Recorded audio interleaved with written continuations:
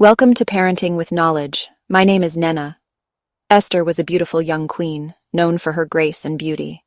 She was chosen to be the Queen of Persia, a position of great honor and responsibility. She lived in a grand palace with King Xerxes, surrounded by opulence and luxury. The palace was a marvel of ancient architecture with its towering columns and intricate designs. But Esther had a secret. She was Jewish, a fact she kept hidden from everyone. This secret weighed heavily on her as she navigated the complexities of palace life. Nobody in the palace knew, not even the king. Esther had to be careful, always watching her words and actions to ensure her true identity remained concealed. Esther's cousin Mordecai had raised her after her parents passed away. He was more than just a guardian. He was her mentor and confidant. He told her to keep her identity a secret, fearing for her safety in a kingdom where Jews were often persecuted. His advice was a constant reminder of the precariousness of her situation. Life in the palace was good. Esther enjoyed the gardens, the feasts, and the company of the court. She played her role perfectly, always with a smile on her face. Esther was kind and loving. Everyone adored her, from the servants to the nobles. Her compassion and wisdom made her a beloved figure in the palace.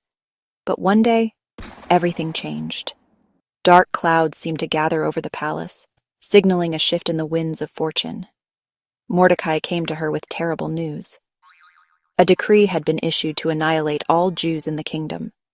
The gravity of the situation was overwhelming. Esther's heart sank when she heard it. The fate of her people rested on her shoulders, and she felt the weight of the world pressing down on her. It was a scary time for Esther and her people. The tension in the air was palpable, and the future seemed uncertain. Esther knew she had to act, but the path ahead was fraught with danger.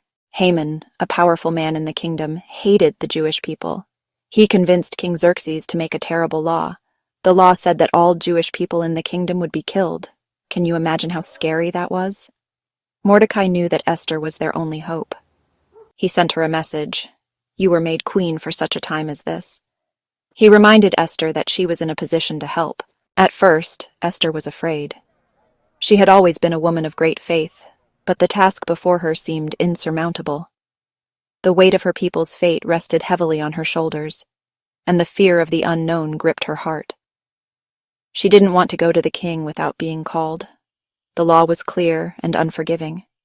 Approaching the king without an invitation could mean death. The palace, with its grandeur and opulence, felt like a gilded cage. It was against the law. The ancient scrolls and tablets bore the weight of tradition and authority. The royal court, with its imposing guards and strict protocols, was a place of both majesty and peril. She was afraid of what might happen to her. But Mordecai was firm.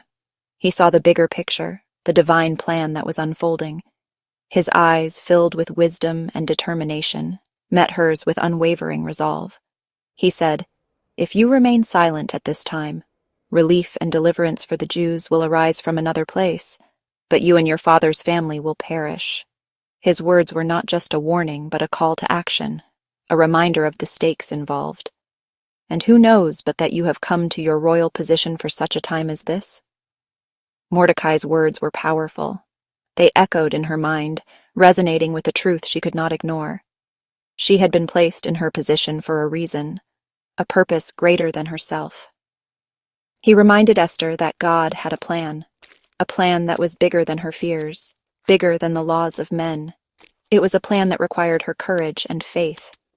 She looked up, hope beginning to replace the fear in her heart. Maybe, just maybe, she was made queen for this very reason, to save her people. The realization dawned on her, bringing with it a sense of purpose and determination. She stood resolutely, ready to face whatever came her way, knowing that her bravery could change the course of history. Esther had a big decision to make. She was a young Jewish woman who had risen to the position of queen in a foreign land. Her people were in grave danger, and she was the only one who could save them. The weight of this responsibility pressed heavily on her shoulders. Should she stay silent and safe? The thought of remaining quiet and protecting herself was tempting. After all, she had a comfortable life in the palace, far removed from the struggles of her people. But deep down, Esther knew that silence was not an option. Or should she risk her life to save her people? The risk was enormous. Approaching the king without being summoned could mean death. Yet, the lives of countless Jews depended on her courage and willingness to act. Esther knew what she had to do. She couldn't turn her back on her people. The decision was clear, but the path ahead was fraught with danger. She needed to gather her strength and resolve. She gathered her courage and said to Mordecai, "Go, gather together all the Jews who are in Susa, and fast for me." This was not just a request for support.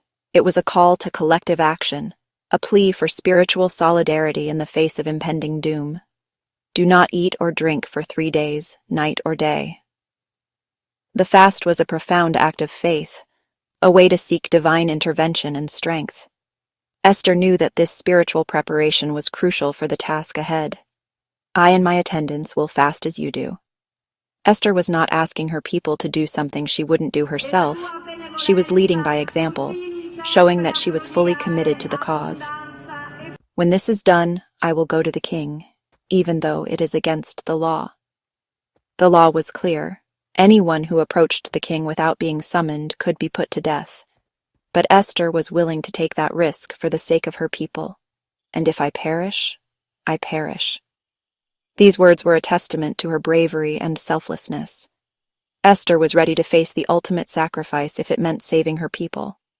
Esther chose to be brave. Her decision was not made lightly, but with a deep sense of duty and love for her people. She understood the gravity of her actions and the potential consequences. She knew it was dangerous, but she trusted God. Her faith was her anchor, giving her the strength to move forward despite the fear and uncertainty. She believed that her actions were guided by a higher purpose. She decided to stand up for what was right, even if it meant risking her own life. Esther's story is a powerful reminder of the impact one courageous person can have. Her bravery and faith continue to inspire us to stand up for justice and righteousness no matter the cost. Esther's story reminds us that God has a plan for each of us. Just like He gave Esther the courage to be brave, He gives us courage too.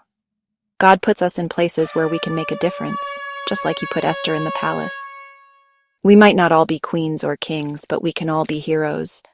We can be kind to others, help those in need, and always stand up for what we know is right, even when it's hard. Sometimes doing the right thing can feel scary, just like it felt scary for Esther to approach the king. But we can remember Esther's story and how God gave her strength. We can ask God to help us be brave too.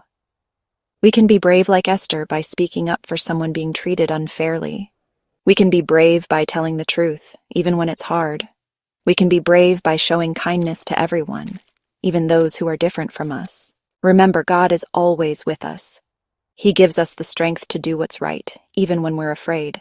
Just like Esther, we can make a difference in the world by standing up for others and showing God's love to everyone. So let's be brave like Esther and make the world a better place, one kind act at a time. Thanks for watching, like and share. Subscribe for more tips like this.